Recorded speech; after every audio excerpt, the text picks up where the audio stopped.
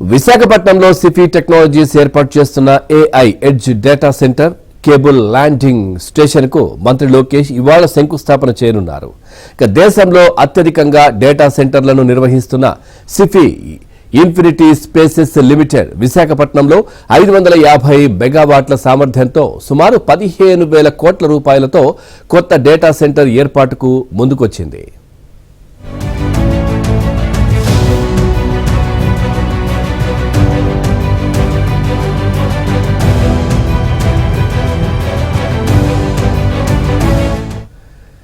విశాఖలో data centre ఏర్పాటుకు 50 ఎకరాల భూమి కావాలని సిఫీ కోరగా రాష్ట్ర ప్రభుత్వం 2 ప్రాంతాల్లో 28.6 ఎకరాలు కేటాయించింది. Rishikonda IT park hill number 3పై 3.6 ఎకరాలు, అలాగే పరదేశీపాలెం సర్వే నంబర్ 134లో మరో 25 ఎకరాలు కేటాయించింది. రిషికొండలో ఎకరా ₹1,00,00,000 చొప్పున, పరదేశీపాలెంలో 50 లక్షల రూపాయల చొప్పున ఇచ్చారు. భూమి పూజ చేసినప్పటి నుంచి 2 ఏళ్లలో అంటే 2027 అక్టోబర్ 12వ తేదీ నాటికి డేటా సెంటర్ ఆపరేషన్లోకి తీసుకురావాలనే నిబంధనతో తక్కువ ధరకు భూములు కేటాయించారు. ఈ ప్రాజెక్టు కోసం సిఫీ టెక్నాలజీస్ లిమిటెడ్ పేరుతో అనుబంధ సంస్థ ఏర్పాటు చేసింది.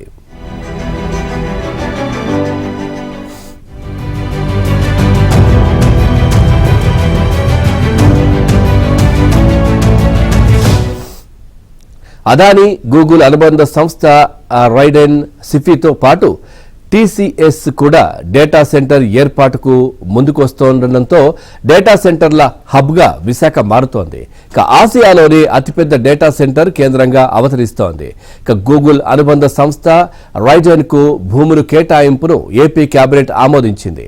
ఈ నెల 14వ తేదీ ఢిల్లీలో కేంద్ర మంత్రి అశ్విని వైష్ణవ్, ముఖ్యమంత్రి చంద్రబాబు, రాష్ట్ర ఐటీ శాఖ మంత్రి లోకేష్ సమక్షంలో రైడెన్ అధికారిక ప్రకటన చేయనుంది.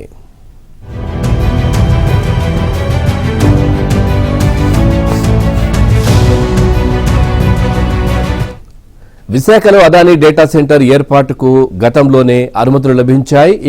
ఇక్కడ ఏర్పాటవుతున్న డేటా సెంటర్లతో డేటా కేబుళ్లను అనుసంధానించడానికి సిఫీ టెక్నాలజీస్ సిద్ధమైంది.